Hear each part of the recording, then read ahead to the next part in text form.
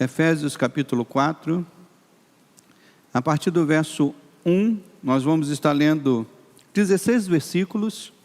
Se você porventura está com alguma dificuldade para ficar em pé, pode se assentar, não há problema. Efésios capítulo 4, a partir do verso 1, diz assim: Rogo-vos, pois, eu, o prisioneiro no Senhor, que andeis de modo digno da vocação a que fostes chamados, com toda a humildade, mansidão, com longanimidade, suportando-vos uns aos outros em amor, esforçando-vos diligentemente por preservar a unidade do Espírito no vínculo da paz.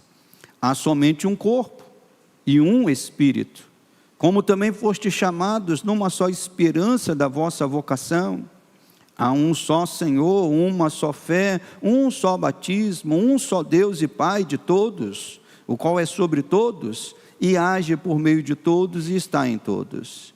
E a graça foi concedida a cada um de nós segundo a proporção do dom de Cristo. Por isso diz, quando ele subiu às alturas, levou cativo o cativeiro e concedeu dons aos homens. Ora, que quer dizer subiu, senão que também havia descido até as regiões inferiores da terra? Aquele que desceu é também o mesmo que subiu acima de todos os céus, para encher todas as coisas. E ele mesmo concedeu uns para apóstolos, outros para profetas, outros para evangelistas e outros para pastores e mestres, com vistas ao aperfeiçoamento dos santos, para o desempenho do seu serviço, para a edificação do corpo de Cristo, até que todos cheguemos à unidade da fé e do pleno conhecimento do Filho de Deus, a perfeita varonilidade, à medida da estatura da plenitude de Cristo, para que não mais sejamos como meninos, agitados de um lado para o outro, levados ao redor por todo o vento de doutrina, pela artimanha dos homens, pela astúcia com que induzem ao erro, mas seguindo a verdade em amor, cresçamos em tudo naquele que é a cabeça, Cristo, de quem todo o corpo, bem ajustado e consolidado, pelo auxílio de toda junta, segundo a justa cooperação de cada parte, efetua o seu próprio aumento, para a edificação de si mesmo, em amor. Somente até aqui. Amado Deus e amado Pai, te damos graças, Senhor, por esta oportunidade maravilhosa que temos de ter a Tua Palavra, de meditar na Tua Palavra, de aprender da Tua Palavra, Pai. Por isso oramos, ó Deus, que o Teu Espírito, o mesmo Espírito que inspirou Paulo a escrever esta carta, Senhor, esteja aqui conosco, Senhor, nos inspirando e nos dando sabedoria para falar ao Teu povo nesta manhã. Pai, eu me submeto à autoridade da Tua Palavra e submeto a igreja também a esta autoridade, que todos nós venhamos aprender de Ti nesta manhã. Te pedimos isso, no nome santo do Senhor. Amém. E amém. O subtítulo dessa palavra desta manhã é Filhos que trabalham pela unidade. Filhos que trabalham pela unidade. Para que uma família possa ser chamada de família, para que uma empresa possa ser chamada de empresa, é necessário que estes grupos, estas instituições, haja uma boa dose de união e de unidade. E até mesmo numa igreja. Isso é algo que não pode faltar, uma boa dose de união e de unidade. A desunião e a rixa entre cristãos, às vezes não é algo, às vezes a gente pensa e critica isso muito nos dias de hoje, mas quando nós olhamos a palavra de Deus, especialmente as cartas que Paulo escreveu, nós entendemos que a desunião e a rixa entre cristãos era algo que já começou a acontecer desde o nascimento da igreja. Cristãos gentios que estavam brigando com cristãos judeus. A igreja era dividida entre aqueles que haviam abraçado a fé cristã vinda do judaísmo e aqueles que abraçaram a fé cristã vindo, né, do mundo grego, do mundo daquela época. E foi algo que perdurou na igreja por muito tempo. Paulo teve que tratar deste tema em quase todas as suas cartas. Nós estudamos aqui algum tempo atrás Hebreus, e vemos que o escritor aos Hebreus, que a gente não sabe quem é, mas que muitos consideram que foi Paulo, já falava a respeito disso. Se você ler as cartas de Paulo, Romanos, Efésios e outras mais, você vai ver essa situação acontecendo, essa divisão acontecendo.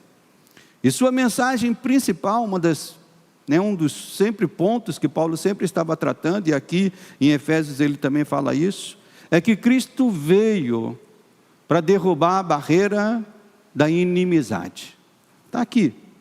Vamos voltar aqui um pouco, capítulo 2, verso 11 a verso 16, Paulo, dentro do contexto, Paulo mostra isso. Portanto, lembrai-vos de que outrora vós, gentios na carne, chamados em circuncisão por aqueles que se intitulam circuncisos. Paulo estava falando de quem? Dos judeus.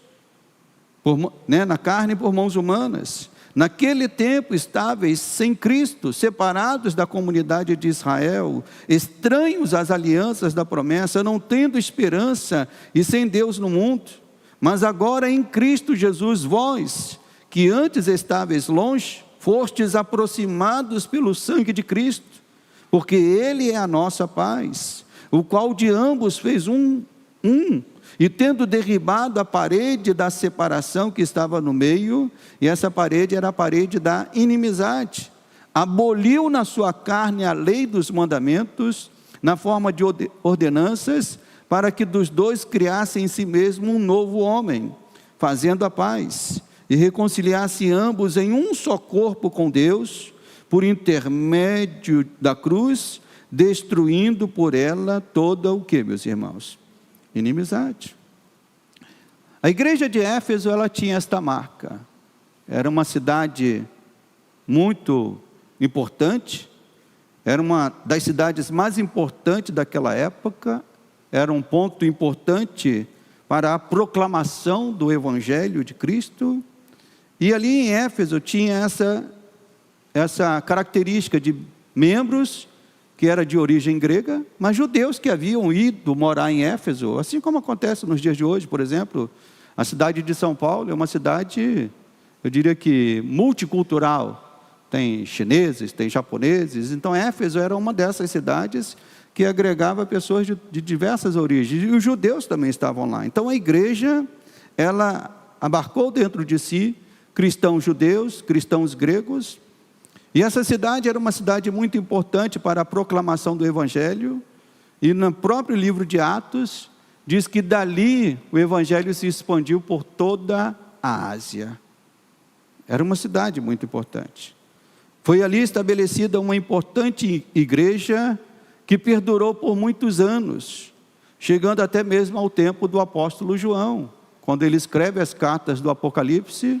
Uma das cartas escritas para as igrejas foi para a igreja de Éfeso. A igreja perdurou até esse tempo. E Paulo, mesmo da prisão domiciliar que vivia em Roma, escreve esta carta para esta igreja, para alertá-los com respeito a assuntos dos mais variados. E um deles, que é o nosso tema nesta manhã, é sobre o esforço diligente e o empenho que eles deveriam ter para preservar a unidade entre eles. Paulo usa aqui, nós vamos detalhar isso, mas Paulo usa esse termo aqui, esforçando-vos diligentemente para preservar a unidade no Espírito. Paulo sabia que se faltasse a unidade, aquela igreja corria o risco de acabar. E todo o trabalho de anos, irmãos, morrer. E de certa forma, eu digo que este é um perigo que ronda a igreja de Deus em suas diversas expressões. Numa expressão local, numa expressão regional, e até mesmo numa expressão denominacional. Quantas divisões, a nossa denominação já teve? Quantos grupos, né, que se tornaram para lá e para cá? Isso não é uma coisa só que acontece na ICNV, Nova Vida, já aconteceu em Assembleia, acontece em Batista, acontece em Presbiteriana. As divisões estão por aí, então sempre vemos esse espírito acontecendo, e é por isso que Paulo se levanta para dizer: esforçai-vos diligentemente por preservar a unidade. Por isso que creio, irmãos, que uma das marcas que distingue os verdadeiros filhos de Deus é essa. Que marca, pastor? A marca de trabalhar pela unidade do corpo de Cristo sempre. Alguém que trabalha pela unidade do corpo de Cristo sempre, nós estamos vendo nele ou nela um filho de Deus, um legítimo filho de Deus. E para que esse trabalho pela unidade seja feito com eficácia, nós precisamos ter consciência, irmãos, da nossa vocação. Da nossa vocação, e eu diria que em dois sentidos. Primeiro sentido, eu vou falar agora, e o segundo sentido um pouco mais à frente da mensagem. Mas o primeiro sentido, nós fomos vocacionados por Deus para sermos filhos do Senhor, imitadores de Cristo, membros da família de Deus. Você foi chamado por Deus para ser um imitador de Cristo, e Paulo mostra isso aqui abundantemente nesta carta. Vamos ver, vamos olhar aí um pouquinho. Primeiro capítulo 1, versos 4 a 5. Paulo diz: assim como nos escolheu nele, antes da fundação do mundo, para sermos santos, irrepreensíveis perante ele e em amor, e diz o texto, nos predestinou para ele, para o quê, meus irmãos? Para a adoção de filhos, por meio de Jesus Cristo, segundo o beneplácito da sua vontade. Agora capítulo 2, verso 18 e 19. Porque por ele, ambos temos acesso ao Pai em um Espírito. Assim já não sois estrangeiros e peregrinos, mas concidadãos dos santos. E sois o que, igreja? Você é da família de Deus. Você foi chamado a fazer parte de uma família especial. Não é uma família, às vezes a gente usa até o termo, família ICNV, família ICNV Vila, família ICNV Lote 15, mas a Bíblia nos ensina de uma família superior ainda. Somos da família de Deus. E Paulo continua, capítulo 5, versos 1 e 2, dentro desse contexto, Paulo diz: sede, pois, o que, meus irmãos? Imitadores de Deus. De que maneira? Como filhos amados, e andai em amor, como também Cristo nos amou, e se entregou a si mesmo por nós, como oferta e sacrifício a Deus, em aroma suave. Então a vocação mais excelente que todos nós temos, como filhos de Deus, a vocação mais excelente que nós temos e que vai perdurar por toda a eternidade é esse título. Que título, pastor? Somos filhos de Deus, família de Deus, imitadores de Cristo. As nossas vocações ministeriais, elas passarão. Lá no céu eu não vou ser chamado de pastor José Nilton. Lá no céu, o bispo Walter não vai ser chamado de bispo Walter. Bispo Weber não vai ser chamado de bispo Weber, ele vai ser chamado de filho de Deus, servo de Deus. Então esse é o título que vai perdurar.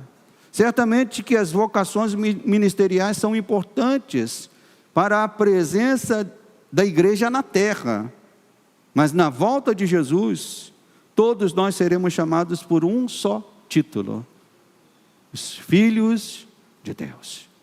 Esse é o título mais importante que você e eu devemos trabalhar por ele, a vocação pela qual nós fomos chamados. E Paulo diz aqui, voltando ao texto de capítulo 4, rogo-vos, pois, eu, o prisioneiro no Senhor, que andeis de modo digno da vocação a que foste chamados. Num primeiro momento, que vocação é essa? A vocação de sermos filhos. A vocação de sermos imitadores de Cristo. A vocação de sermos família de Deus. E Paulo diz, andar de modo digno. E como é que nós andamos de modo digno, como filhos de Deus? Sabendo que essa vocação de ser filho era tão importante, Paulo faz um apelo. Às vezes no português, a palavra ela perde um pouco da sua força, mas esse termo aqui que Paulo diz assim, rogo-vos. Esse termo no grego traz um sentido de um apelo, traz o sentido de alguém que está implorando, alguém que está dizendo, isso é algo importante, eu rogo-vos. No grego traz esse sentido de apelo, de uma exortação, de um implorar. Paulo pede que os filhos de Deus andem de modo digno desta vocação de serem filhos. E como é que poderiam fazer isso? Paulo traz aqui algumas descrições de como podemos andar de modo digno como filhos de Deus. Paulo pede que os filhos de Deus andem de modo digno e revelando algumas virtudes que todo filho de Deus tem que ter. E Paulo pelo menos coloca 4. 4 aqui, só num verso, Paulo coloca 4 virtudes que todo filho de Deus deve revelar e demonstrar. Versículo 2 diz assim, com toda a humildade, mansidão, longanimidade, e o que mais, irmãos? Suportando-vos uns aos outros em amor. Primeira virtude é a virtude da humildade. É uma palavra muito mal utilizada em nossos dias, especialmente porque tem sido usado para se associar a pessoas de um baixo poder financeiro. Ah lá o fulano, pobrezinho, tão humilde. Biblicamente a palavra humilde não tem esse sentido, de uma pessoa, não está relacionada à questão material ou à condição material que a pessoa tenha. Na verdade, Sermão do Monte, Jesus associou essa palavra, humildade, ao Espírito. Nas bem-aventuranças, ele diz, bem-aventurados os humildes de quê, meus irmãos? De espírito. Então, biblicamente, humildade é uma coisa relacionada ao coração, é relacionada ao espírito, não é relacionada à condição material que alguém possa ter. Então, no sentido bíblico, ser uma pessoa humilde é ser uma pessoa, especialmente em seu espírito, uma pessoa voltada para Deus, ainda que seja uma pessoa muito rica, uma pessoa importante socialmente, ou não. Porque a humildade de espírito não está vinculada a estas coisas. Amém, meus irmãos? Segunda virtude, Paulo fala sobre mansidão. Também aparece na lista das bem-aventuranças. Paulo está fazendo aqui, parece que Paulo está fazendo um paralelo com as bem-aventuranças que Jesus havia proclamado. Também aparece na lista das bem-aventuranças. Os mansos são pessoas que fazem bem por onde quer que passem. Mansidão não significa frouxidão. Às vezes tem pessoas que entendem isso, que ser manso é uma pessoa que todo mundo passa por cima dele, é um bobão, uma bobona. Não, mansidão não significa frouxidão. Moisés foi chamado o homem mais manso da terra, está lá em Números capítulo 12, verso 3. Mas quando se tratou de anunciar a vontade de Deus e exortar o povo, a Bíblia diz que Moisés fazia isso de que maneira, irmãos? Com firmeza. Ele era um homem firme. Ele era um homem que sabia que aquilo que era a vontade de Deus tinha que ser feito com firmeza. No entanto, a Bíblia diz que ele era o homem mais manso de toda a terra. A igreja precisa urgentemente de homens e mulheres que sejam mansos e ao mesmo tempo firmes. Quem concorda com isso? Amém? Mansos. Terceira virtude, Paulo fala sobre a longanimidade. Quando Paulo diz, andai de modo digno da vocação, então esse andar de modo digno é andar com humildade, é andar com mansidão, E agora Paulo está dizendo andar com longanimidade. Essa terceira virtude nos fala da capacidade de ser paciente e perdoador, especialmente em situações que desafiam a nossa paciência. Antes de pedir isso de nós, entenda que tudo aquilo que Deus pede dos seus filhos, o próprio Deus manifesta também. A Bíblia nos mostra, que o caráter de Deus é ser um Deus longânimo. No Salmo 103, verso 8 e 9, para quem estiver anotando, o salmista diz assim, que o Senhor é misericordioso, compassivo, longânimo e assaz benigno, que não repreende perpetuamente e nem conserva para sempre a sua ira. Você pode dar uma glória a Deus? Porque nós estamos aqui por conta da longanimidade de Deus. Porque nós desafiamos Deus. Porque nós testamos Deus. Mas glória a Deus por isso, porque a sua palavra diz que Ele é longânimo e assaz benigno. E na igreja nós também devemos demonstrar isso, na nossa vida como filhos de Deus. Às vezes alguém louva a Deus pela paciência de Deus, pelo perdão de Deus, mas quando se vira para o seu próximo diz, eu não sou paciente. Eu acho interessante que aquelas pessoas que são menos pacientes, são aquelas que sempre dizem assim, eu não tenho paciência. Quando alguém diz assim, eu não tenho paciência, está na cara que ela não tem paciência. Ela não tem nem, ela está já declarando, eu estou pedindo a Deus paciência. Não. Então, como filhos de Deus, nós somos chamados. Ser longânimo, irmãos. Ouça isso que o pastor vai falar. É não conservar para sempre ira ou mágoa de ninguém. Seja de pessoas de fora da igreja e de pessoas de dentro da igreja. A coisa mais desastrosa que tem para a vida de um crente é quando ele deixa essa mágoa, essa ira, criar alguma raiz no seu coração. A ira e mágoa, ela tem que passar. Ela não pode criar raiz. E quando ela cria raiz, ela está indo contra essa nossa vocação de sermos filhos de Deus. E Paulo continua nessa vocação que fomos chamados, demonstrando humildade, mansidão, longanimidade. E Paulo diz assim, suportando-vos uns aos outros em amor.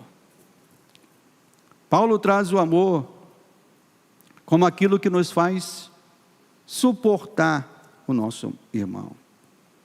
E esta expressão, ela tem um som estranho hoje, quando alguém fala assim, a Bíblia diz assim, suportando-vos uns aos outros em amor. A primeira ideia que alguém tem quando fala suportar um ao outro é assim, eu detesto fulano, eu detesto a fulana, mas eu preciso suportar ele ou suportar ela. No sentido original do texto, a palavra suportar traz uma ideia, eu diria que completamente diferente. Hoje a gente fala de suportar como que um fardo, um cansaço. Não, a ideia no original, quando você encontrar essa palavra suportar, especialmente no Novo Testamento, traz o sentido de apoiar, de querer bem, de levar aquela outra pessoa a crescer corretamente. Suportar no grego traz o sentido, eu sempre aprendi isso, As irmãs aqui que gostam de planta, quem gosta de planta aqui? Amém. Quando a sua plantinha está crescendo um pouquinho assim, para o lado, o que você faz com a plantinha? O que você faz com a plantinha? Você pega uma madeirinha, bota ali do lado da plantinha e amarra. O nome dessa madeirinha é exatamente essa ideia. O termo suportar é mais ou menos essa ideia dessa ação. É de alguém que suporta para que o outro cresça corretamente, cresça de maneira adequada. Então, quando Paulo diz assim, suportar em amor, não tem essa ideia de que ele lá é eu cá, ela lá é eu cá, não. É uma ideia, não é uma ideia passiva, é uma ideia ativa.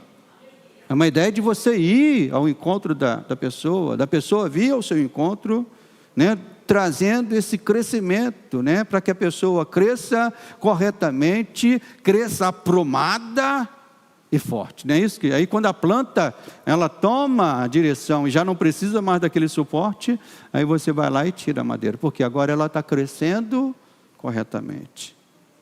E ao associar a palavra suportar com a palavra amor, né, porque Paulo associa essas duas palavras, suportando-vos em amor. Paulo não deixa dúvida que esse suportar não pode ser realizado de cara feia, né? Não é suporte. Se Paulo dissesse apenas assim, suporte o seu irmão, aí talvez você poderia até, mas Paulo está dizendo, não, é suportar em amor. Então não é suportar de cara feia, ou sem o desejo real de ver o bem na vida daquele outro.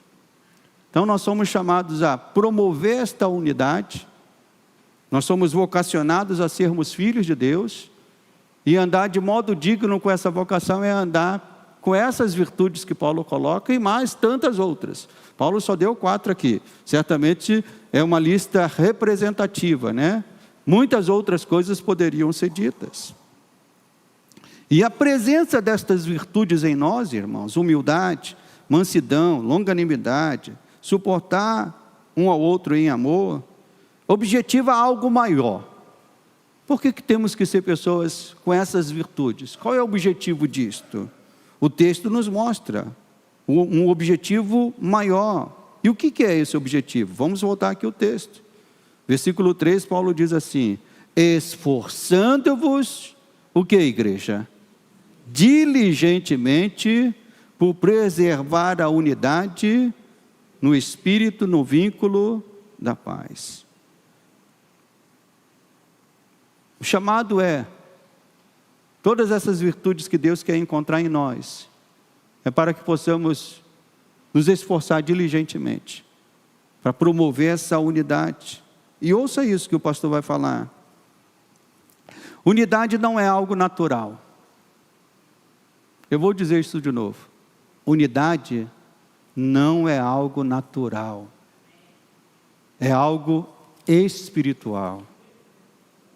Um certo autor chamado Dietrich Bonhoeffer, em seu livro Vida em Comunhão, ele escreveu o seguinte, abre aspas, o cristão pode chegar a outro cristão somente por meio de Jesus Cristo. Ele completa, entre os homens reina a discórdia. Naturalmente, irmãos, o que reina entre nós é a discórdia. O pecado promove isso. A natureza egoísta promove isso.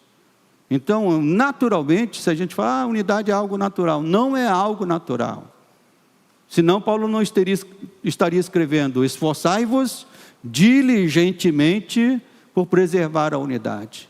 Unidade é algo espiritual. É algo que nós precisamos trabalhar. Por isso que Paulo usa aqui palavras fortes, dizendo, esforçando-vos. Os cristãos judeus deveriam se esforçar para manter a unidade com os cristãos gregos e vice-versa. Vamos fazer um teletransporte nesta manhã. Vai lá para a igreja de Éfeso. Aí você seria um cristão judeu. Aí está chegando na igreja. Aí lá vem os cristãos gregos. O que Paulo está dizendo é, esforçai-vos diligentemente por preservar esta unidade. Então o cristão judeu, passando por tudo aquilo histórico, cultural, coisas que ouviu, ele tinha que fazer um esforço para se aproximar do cristão grego e preservar a unidade no vínculo da paz. Isso servia para a igreja daquele tempo e para nós, para o nosso tempo hoje, irmãos. Né? A igreja também, os cristãos com mais tempo de igreja, devem se esforçar para manter unidade com os cristãos de menos tempos de igreja. Os cristãos, né, com mais Os cristãos com mais escolaridade, com mais conhecimento, devem se esforçar para manter a unidade com aqueles que são neófitos no conhecimento. A palavra aqui é esforçando-vos. Diga comigo, irmãos, esforçando-vos. Diga mais uma vez, esforçando-vos. Mas este esforço tem que ser orientado. Não pode ser um esforço a esmo. Eu vou me esforçar, mas eu preciso de orientação, pastor. Como é que eu faço esse esforço? Como é que eu faço o esforço por esta unidade? Esse esforço deve ser orientado pela compreensão, irmãos, do que é igreja. E aqui é que muitos falham. Porque muitos querem manter uma unidade sem essa orientação, sem essa compreensão. Há muitos cristãos errando, porque não compreendem uma lição, eu diria que básica, de eclesiologia, que todo cristão deve ter, e que fala de duas dimensões que a igreja de Cristo tem. Quando você olha a igreja, qual é a igreja que você vê? Qual é a igreja que você vê? Eu estou vendo essa igreja física. Estou vendo essa igreja composta pelo irmão Eliseu, irmã Jússi, irmã Cristina, irmão Júnior, irmã Heloísa, Eu olho essa igreja, a igreja física. Mas quando a gente estuda a matéria chamada eclesiologia, nós entendemos que a igreja ela tem duas dimensões. Uma chamada dimensão invisível, outra visível. Alguns estudiosos preferem o termo igreja organização e igreja organismo. E do verso 4 até o verso 6, Paulo está mostrando um pouco dessa igreja invisível, ou dessa igreja organismo, se assim preferir usar o termo, Vamos ver aqui do verso 4 ao 6. Paulo está dizendo, olha, há somente um corpo, um só espírito, como também fostes chamados, numa só esperança da vossa vocação. Há um só Senhor, uma só fé, um só batismo, um só Deus que é Pai de todos, o qual é sobre todos e age por meio de todos e está em todos. Então Paulo está mostrando a igreja organismo, a igreja invisível. Essa igreja invisível, ela é una. Há somente um corpo. Um pedacinho desse corpo está aqui na Vila São Luís. Um outro pedacinho no lote 15. Um outro pedacinho ali na Batista. Um outro pedacinho na Nova Vida lá da Itatiaia. Outro pedacinho na Presbiteriana. Há um só corpo. Essa é uma igreja una. Essa igreja invisível, ela tem um só anseio. Que anseio, pastor? A volta de Cristo. É uma só esperança. A esperança da igreja invisível é Cristo voltar, é Cristo, o nosso Senhor, retornar. Ela só tem um Senhor, a igreja invisível. Não é o pastor Josenildo, não é Bispo Miguel, Bispo Walter, Bispo Weber, não. Ela só tem um Senhor, e o texto diz aqui quem é o Senhor, está no verso 15. Mas seguindo a verdade em amor, cresçamos em tudo naquele que é a cabeça. Quem é a cabeça dessa igreja invisível, irmãos? Cristo Jesus. Então todo cristão que reconhece e vive de acordo com esta confissão de fé, faz parte da igreja organismo da igreja invisível. Por isso que nós devemos viver em comunhão, em paz, com todos os nossos irmãos em Cristo. Aqueles que são da nossa igreja local, aqueles que são da nossa denominação e aqueles que são de outras igrejas. Nós somos um só corpo, uma só igreja, um só Senhor, um só batismo. Essa é a dimensão da igreja invisível, da igreja organismo. Mas esta igreja que é invisível, tal como uma alma humana, ela precisa de um corpo, ela precisa tocar o chão, ela precisa ser palpável. E é isso que Paulo está mostrando aqui. Por isso que Cristo formou a igreja, chamada também nessa dimensão organização. Talvez você já tenha escutado algo mais ou menos assim, às vezes pessoas dizem, né? Cristo trouxe o amor, os homens criaram a igreja. Quem já ouviu uma frase mais ou menos assim, né? O que Cristo queria pregar era o amor. Cristo não queria fazer a igreja é a invenção dos homens. Mas quem fala isso, irmãos, ignora o que a Bíblia nos ensina, o que a Bíblia nos fala. Quem fala isso se mostra um ignorante com respeito à fé e à história da igreja. Porque o próprio texto nos mostra que quem organizou a igreja foi Cristo Jesus. E Paulo deixa isso claro, a partir do verso 7. Paulo diz assim: e a graça foi concedida a cada um de nós, segundo a proporção do dom de Cristo. Por isso diz, que quando ele subiu às alturas, levou cativo o cativeiro e concedeu, o que diz o texto?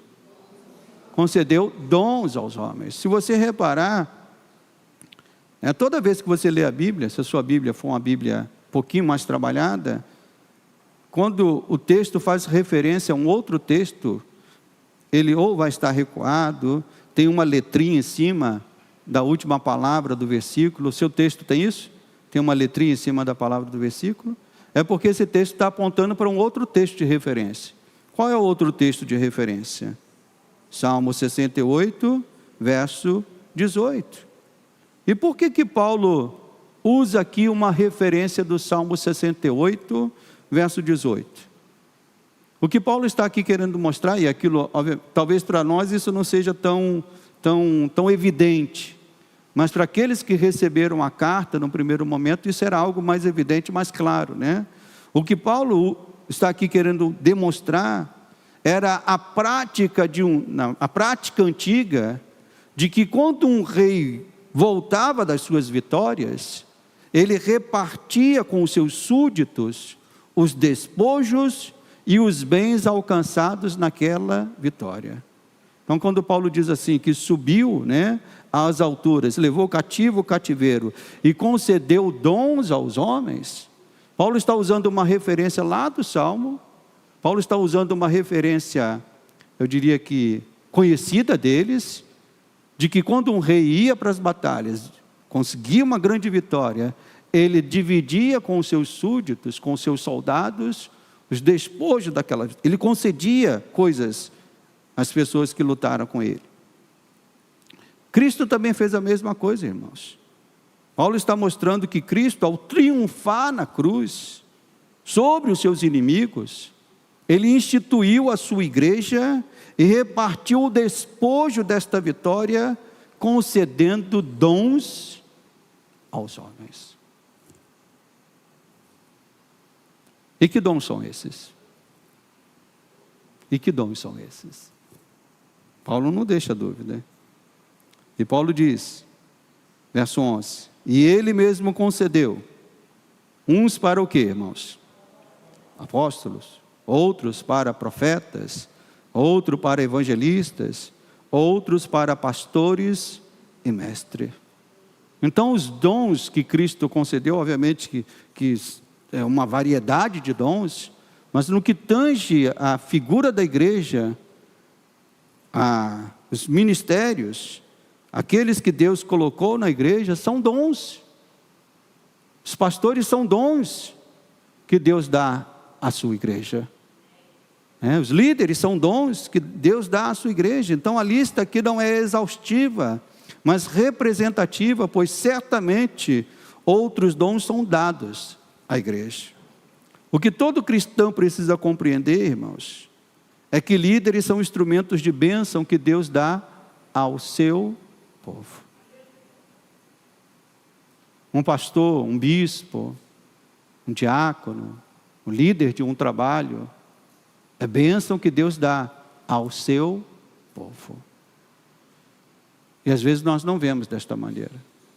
Mas quando nós vemos aqui esse texto, Paulo diz que o próprio Cristo organiza a sua igreja e levanta homens como dons à sua própria igreja.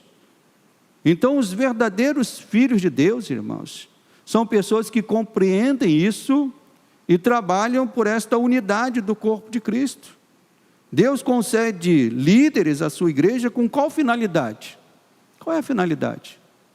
Eu gosto das cartas de Paulo, que Paulo é, como se dizia aquele personagem humorístico, né? Eu gosto das coisas bem explicadinhas, né? E Paulo, ele é assim, ele é bem explicadinho em tudo aquilo que ele escreve. Ele diz, olha, foi Cristo que organizou a igreja, Cristo deu dons aos homens, esses dons são os apóstolos, são os profetas, são os evangelistas, são os pastores, são os mestres, são os líderes de um modo geral.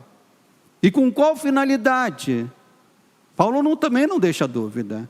Versos 12 e 13, ele diz que esses homens foram chamados por Deus para estar na sua igreja com vistas, verso 12, ao aperfeiçoamento dos santos, para o desempenho do seu serviço, para a edificação do corpo de Cristo, até que todos cheguemos à unidade da fé e do pleno conhecimento do Filho de Deus, a perfeita varonilidade, à medida da estatura da plenitude de Cristo.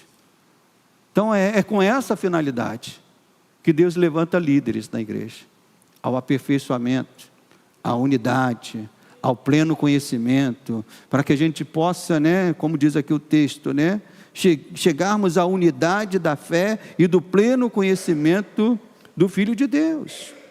Então, os verdadeiros filhos de Deus, irmãos, são pessoas que compreendem isso e trabalham por esta unidade do corpo de Cristo, auxiliando seus pastores, seus líderes, para que a igreja visível reflita a essência da igreja invisível. Os irmãos estão entendendo o que o pastor está falando? A igreja visível, que é essa que você, olhando para frente, olhando para o lado, olhando para trás, você consegue ver. Essa igreja visível reflita a essência da igreja invisível, que só Cristo pode ver. Por fim, Paulo termina esta parte da carta, irmãos, mostrando os dois ingredientes principais para que esta unidade de fato seja real na igreja. Paulo fala das virtudes, Paulo fala do objetivo, Paulo fala dos líderes como dons, e agora Paulo coloca os dois ingredientes, eu diria que mais finos, para que essa unidade possa ser real e de fato aconteça no meio da igreja. Paulo sabia que na igreja há pessoas que gostam de ser verdadeiras e até enchem a boca para dizer o seguinte: eu sou assim, bem verdadeiro em tudo aquilo que eu falo. Mas olha o que Paulo escreve no verso 15 e 16. Mas seguindo a verdade em amor. Então não é só a verdade, é uma verdade em quê, meus irmãos? Uma verdade em amor, cresçamos em tudo naquele que é a cabeça, Cristo, de quem todo o corpo, bem ajustado, consolidado pelo auxílio de toda a junta, segundo a justa cooperação de quem, meus irmãos? Só do pastor? Só dos diáconos? Justa cooperação de cada parte, efetua o seu próprio aumento para a edificação de si mesmo em amor. Então não é só verdade, irmãos, é verdade em amor. A verdade é algo precioso em qualquer lugar, em qualquer hora. Mas verdade, tal como Paulo falou acima, por isso que Paulo faz, nesse trecho que a gente leu, Paulo faz duas associações com amor. É suportando-vos uns aos outros em amor. E agora Paulo está dizendo, a verdade em amor.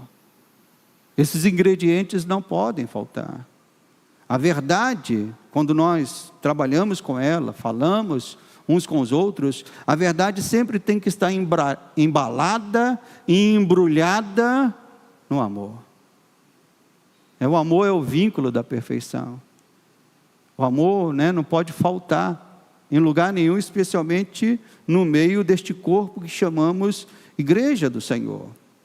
Paulo também sabia que há pessoas que querem ser amorosas ao extremo, tolerando coisas erradas e deixando de lado verdades que precisam ser ditas uns aos outros. Não é isso. É verdade em amor, amor em verdade. Às vezes tem pessoas que querem amar tanto uma a outra, que são capazes de tolerar os seus erros e não falar desses erros, não dar conselho, não dar exortação, não chamar a uma correção. Não, na igreja as duas coisas têm que andar juntas: verdade e amor. Sermos pessoas verdadeiras, mas sermos pessoas que embalam essa verdade sempre com esse amor, com essa alegria, com esse carinho. Não é só amor, não é só verdade. A unidade depende dessas duas coisas. Amém, igreja? Cristo ama a sua igreja. Quem tem a certeza disso? Cristo ama a sua igreja. Ele deu a vida por ela. Ele a sustenta em todo o tempo e em todos os lugares. Conta-se que quando Napoleão Bonaparte dominava boa parte da Europa, já havia tomado diversos países da Europa, ele estava avançando também para tentar assumir o domínio da igreja, já havia subjugado diversos reis. E num encontro que ele teve com um cardeal, muito importante daquela época, Napoleão ameaçou esse cardeal, dizendo que ele iria destruir a igreja. E esse cardeal respondeu para ele: já tentaram fazer isto de todas as formas em 1800 anos e não conseguiram. Não vai ser você que vai conseguir. Cristo continua sendo, irmãos, o cabeça da igreja. É Ele quem a conduz, é Ele quem a sustenta, e para isso Ele conta com homens e mulheres que podem cooperar.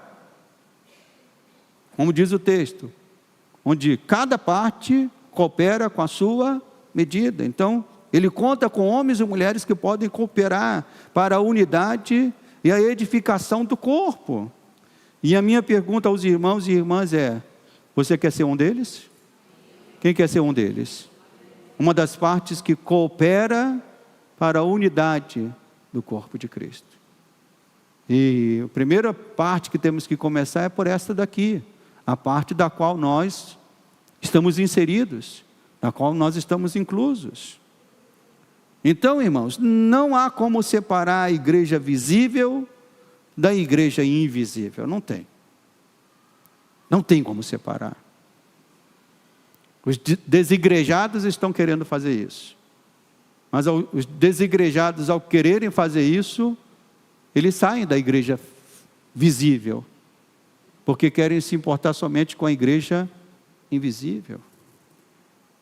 Quando Saulo perseguia e matava cristãos, Jesus foi até ele na estrada de Damasco e o confrontou com as seguintes palavras: Saulo, Saulo, por que persegue a minha igreja?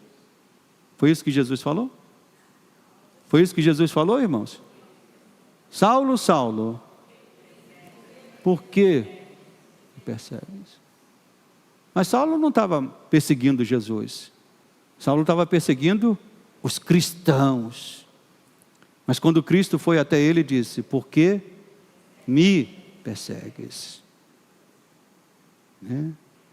O próprio Jesus se identificou com cada um daqueles que Paulo perseguia e matava.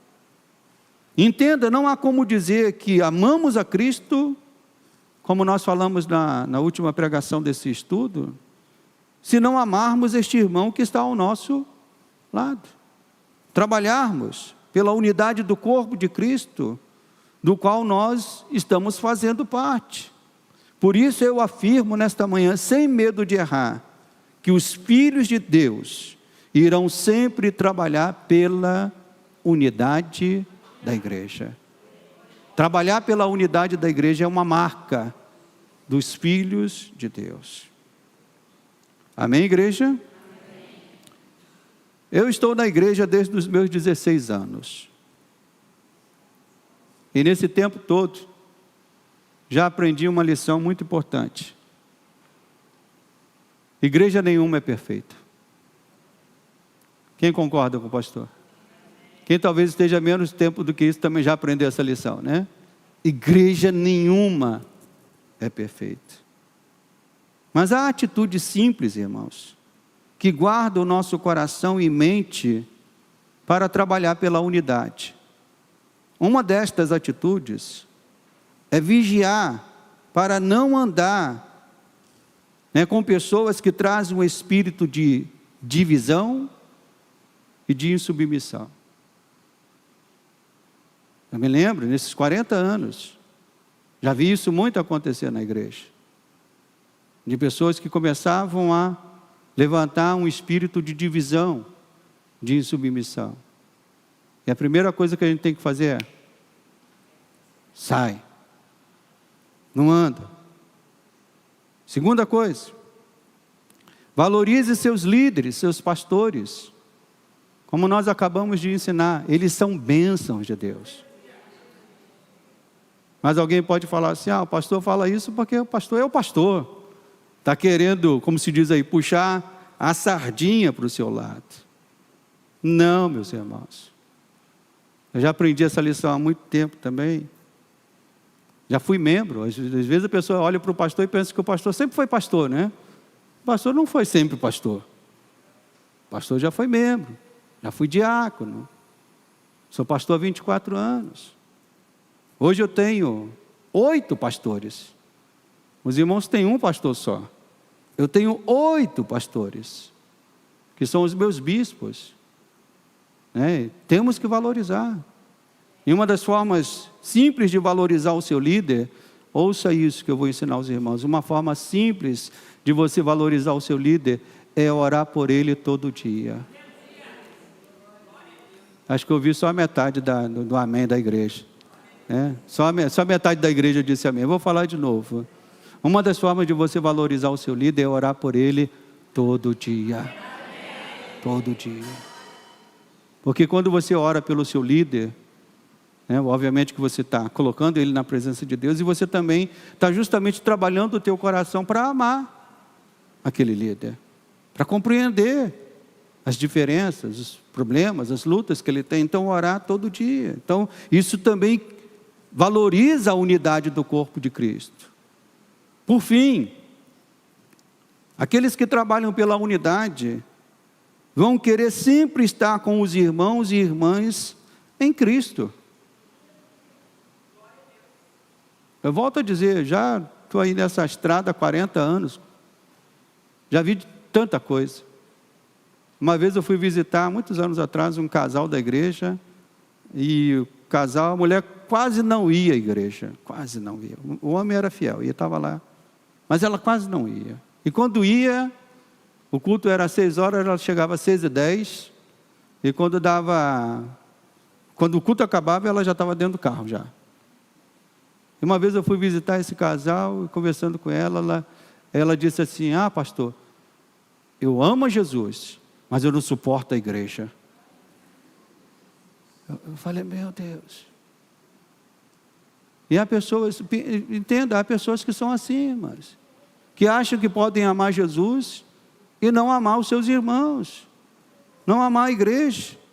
Então cuidado, ligue um alerta deste tamanho, meus irmãos, quando o seu interesse para estar em comunhão estiver fraco. Quando você começar a dizer: não vou na igreja não, porque... Quando começar a colocar um monte de objeção para estar na igreja, às vezes por conta de um irmão, por conta de outra irmã, cuidado, ligue um alerta deste tamanho, porque isto não é um bom sinal. Devemos clamar sempre e pedir a Deus um renovo do nosso amor, pois quem ama Cristo, ouça isso, quem ama Cristo, ama a igreja que Cristo ama. E ama a igreja que Cristo ama nas duas dimensões. Ama a igreja invisível. Eu amo o povo de Deus que está espalhado no mundo. Então, mas você é chamado a amar esse povo que está aí, ao teu lado, que você pode tocar, falar, ouvir, sentir. Amém, igreja? Amém. Então, os verdadeiros filhos de Deus sempre irão trabalhar pela unidade da igreja. Vamos nos colocar de pé. Vamos orar. Aleluia. Quem recebe essa palavra? Amém. Glória a Deus, glória a Deus. Feche os teus olhos. Amado Deus e amado Pai, obrigado, meu Deus, pelo teu ensino, pela tua palavra ministrada nesta manhã, Senhor, que traga ao teu povo conhecimento, que traga ao teu povo ânimo, que traga ao teu povo esse desejo, Senhor, de trabalhar sempre pela unidade, meu Pai, que no nome de Jesus, ó Deus, nenhum outro espírito, ó Deus, entre no nosso coração ou permaneça entre nós, que não seja esse que a tua palavra nos ensina, Senhor, de trabalharmos diligentemente por esta unidade no Espírito, por esta comunhão dos santos, para que o teu nome, Senhor, seja glorificado através desta unidade, desta união, que a tua igreja possa revelar e transmitir, Pai. Que no nome de Jesus, Senhor, qualquer sentimento, ó Deus, de rancor, de mágoa, isso saia do nosso coração, não crie raízes na nossa vida, Pai, porque se isso criar raízes, irá nos atrapalhar, meu Pai, a exercermos, a vivermos a vocação que o Senhor nos deu, seja a vocação ministerial, ou principalmente a vocação de ser um filho do Senhor, de ser uma filha do Senhor. Ó Deus, quando a tua palavra diz que devemos andar de modo digno desta vocação, ó Deus, e uma maneira de andar de modo digno é viver esta unidade, é promover esta unidade, é trabalhar por esta unidade, Senhor. Por isso, sonda o nosso coração nesta manhã, Senhor. Livra-nos de todo mal, de todo laço, e promove no meio da tua igreja, aqui na vila, ó Deus, em outras partes espalhadas por este mundo, promove na tua igreja esse espírito de unidade e de união. Nós te pedimos isso, no nome santo de Jesus, e que aqueles que amam o Senhor digam amém e amém. Que o amor de Deus, a graça salvadora de Jesus e a presença do Espírito Santo sejam com todos, desde agora e para todos sempre. Amém